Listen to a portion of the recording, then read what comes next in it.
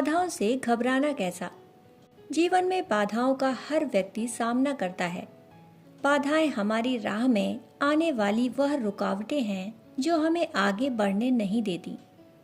बाधाओं का रोना रोने वालों की कमी नहीं, पर वे भूल जाते हैं कि यदि जीवन है तो बाधाएं तो आएंगी ही।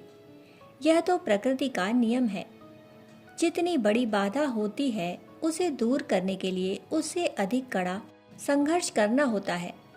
बाधाएं समयानुसार आती जरूर हैं, पर हम इतनी आशंकाओं से भरे रहते हैं कि समय से पहले ही ये बाधाएं हमारी सोच पर हावी हो जाती हैं।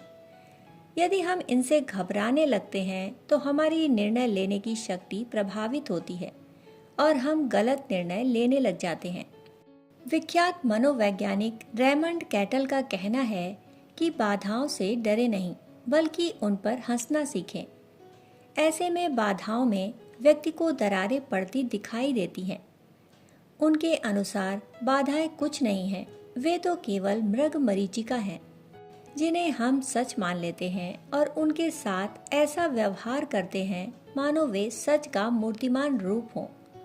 सही मायने में बाधाएं या तो हमारे पैरों तले कुचली जाएंगी या वे हमें पीछे हटने पर मजबूर कर देंगी, और यह इस बात पर निर्भर करता है कि हम बाधाओं को किस रूप में स्वीकार करते हैं। उनसे डरने वाले पीछे हटने को मजबूर होते हैं, जबकि उनसे लड़ने वाले बाधाओं को ही डरा कर दूर कर देते हैं। एक बार जब विख्यात खोजी यात्री डेविड लिविंगस्टोन अफ्रीका के घने जंगलों में जाम्बेजी नदी के मुहाने की खोज के लिए निकल रहे थे, तब उनके एक दोस्त ने उन्हें जंगल के मुश्किल हालातों का जिक्र करते हुए जाने से रोकना चाहा। पर लिविंगस्टोन ने कहा, जब नदी वहां रास्ता बना सकती है, पेड़ पौधे व जीव जंतु वहां रह सकते हैं, तो मुझे वहां जाने से कौन रोक सकता है। वे उस भयंकर वन में गए और उन्होंने उस समय की जटिल परिस्थितियों में भी अनेक खोजी यात्राएं की, जो अफ्रीका के इतिहास में अभी भी दर्ज हैं। बाधाएं कुछ नहीं करती, करने वाले तो हम होते हैं। हम जो चाहें वो उनके साथ कर सकते हैं। इसलिए जब जिस तरह की बाधाएं सामने आए, उसी समय पर्याप्त सोच समझ के साथ इनका सामना करना चाहिए। महान नाटककार जॉर्ज बर्नार्ड शॉ ने शुरुआत के अपने 9 साल 5 उपन्यास लिखने में बिताए और इन उपन्यासों को 60 प्रकाशकों के पास भेजा, पर सभी प्रकाशकों के पास से ये उपन्यास खेद सहित वापस आ गए। यही नहीं, उन्होंने अपने जीवन में पहली बार नाटक का मंचन किया तो किसी ने उनके नाटक को पसंद नहीं किया, पर इन सभी बाधाओं से वे घबराए नहीं और आगे बढ़ते रहे और अपने जीवन काल में ही मिथक बन गए। जॉर्ज बर्नार्ड शॉ के अनुसार बाधाएं व्यक्ति के लिए उत्कृष्टता का पैमाना बन सकती हैं। व्यक्ति जितनी ज्यादा बाधाओं से पार पाता है, उतना ही वह उत्कृष्टता की तरफ बढ़ता है। इसीलिए इन बाधाओं को देखकर कभी भी पीछे नहीं हटना चाहिए, बल्कि इनका डटकर सामना करना चाहिए। अमेरिका के तीसरे राष्ट्रपति थॉमस जेफरसन बाधाओं से निपटने के बारे में कहते थे, हमेशा चीजों को चिकने हैंडल की तरफ से पकड़ो। उनके इस कथन का अर्थ था कि शुरुआत हमेशा ऐसी जगह से करनी चाहिए जहां से कार्य करने में आसानी हो और प्रतिरोध की गुंजाइश कम हो और हमारी सोच सदा सकारात्मक हो, क्योंकि सकारात्मक सोच ही हमें बाधाओं के बीच में खड़े रहने व इनसे जूझने की शक्ति प्रदान करती है और इसके माध्यम से हम आसानी से इन बाधाओं को पार कर पाते हैं।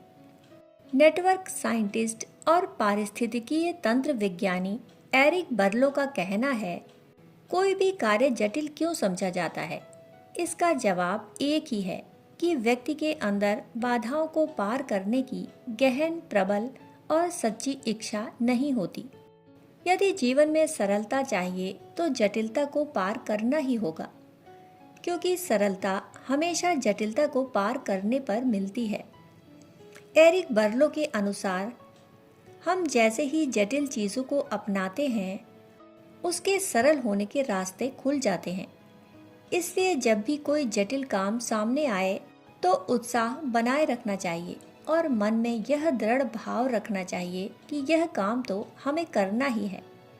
यूनिवर्सिटी ऑफ हर्टफोर्डशायर में मनोविज्ञान के प्रोफेसर रिचर्ड वाइजमैन का कहना है कि बाधाएं मनुष्य के रवैये के अनुसार अपना रंग दिखाती हैं। अगर व्यक्ति सकारात्मक सोच वाला है तो बाधाएं सड़क पर औंधे मुंह लेटे स्पीड ब्रेकर से अधिक कुछ नहीं, जिन्हें थोड़ा संभल कर आसानी से पार किया जा सकता है।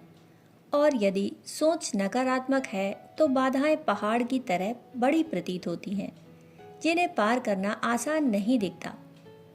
दुनिया में ऐसे लोगों की कमी नहीं है जिनके अनुसार यह संसार ऐसा है जिसमें तरह तरह की बाधाएं हैं जो हमें आगे बढ़ने से रोक देती हैं। ऐसे लोग अपनी भावी संभावनाओं को लेकर सदैव आशंकित रहते हैं और आशंकाओं को लेकर सदैव भयभीत रहते हैं।